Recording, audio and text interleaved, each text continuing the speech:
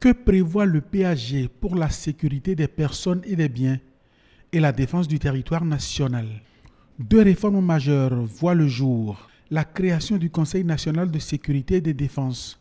Sa mission: définir les orientations en matière de programmation militaire et conduire la planification et les opérations de réponse aux crises majeures. Le deuxième nouveau-né est le Conseil national des renseignements. Il définit les missions essentielles, la stratégie et les priorités en matière de renseignement. Plusieurs programmes sont également dans le tuyau. Le programme de renforcement des capacités des forces armées béninoises. Ce projet, d'un coût global de 265 milliards, a pour objectif de rendre performant l'outil de défense et de l'adapter aux défis majeurs de sécurité que sont le terrorisme, la piraterie.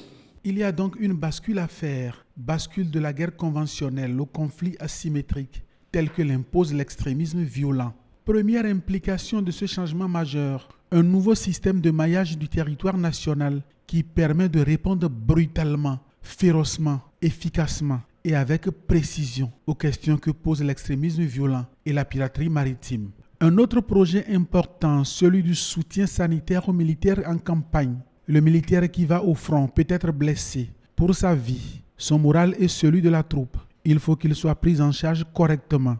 Les blessures de guerre nécessitent des dispositions sanitaires particulières.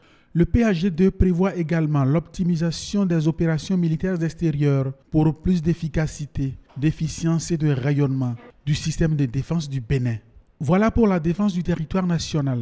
Dans la sécurité intérieure, il est prévu la construction d'infrastructures au profit de l'outil police, l'opérationnalisation de la police républicaine en termes d'effectifs, d'équipements et de formation, le développement de la vidéoprotection dans le dispositif de sécurité publique.